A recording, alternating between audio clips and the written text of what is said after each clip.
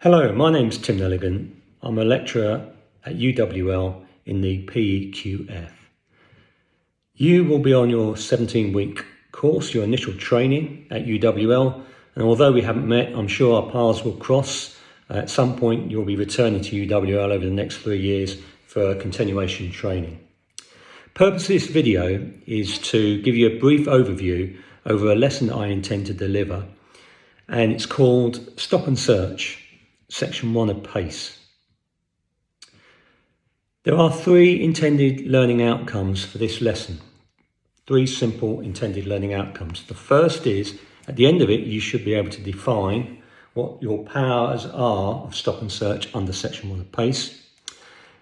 The second intended learning outcome is you should be able to explain and apply Go Wisely, which is the information that you provide to the person or vehicle or owner of the vehicle that you stop and search under this power. And the third intended outcome is you should be able to explain what reasonable grounds are under the Act.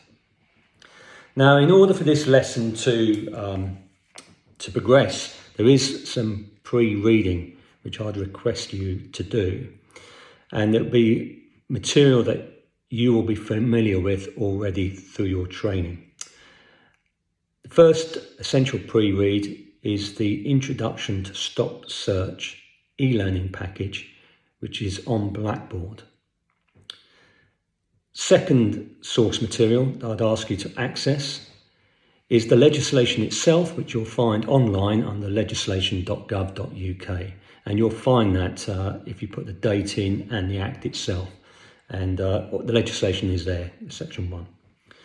And then the third source is the textbook Blackstone's Handbook for Policing Students, which is a core textbook for this course, which you should all have access to.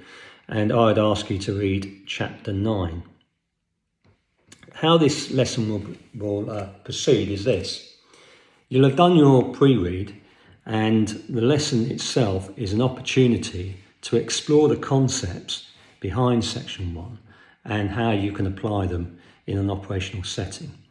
And the focus of this lesson will be on 2 role-play scenarios, stop and search scenarios.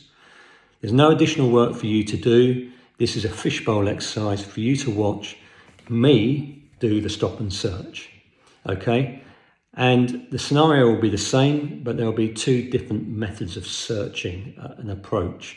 And what I want you to do as a class in groups of 5 is answer a number of questions which I'll set out on the day for you to assist you in critiquing and comparing both stop and search scenarios.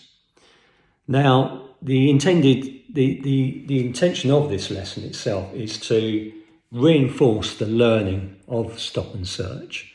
And as you know, it's a core duty of operational police officers to apply this legislation in an operational setting. And so you'll be regularly stopping and searching people. So it's recognised that that is quite rightly a theme that goes throughout the whole course. You have a summative assessment, a written test, which will be coming up in week 15, week 16.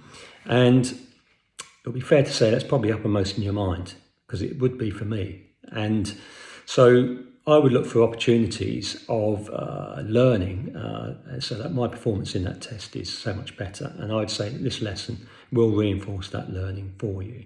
And hopefully at the end of it, you can then provide me with some feedback. But I'll talk about that in the lesson when I see you. But I'm looking forward to meeting you. And until then, it's goodbye.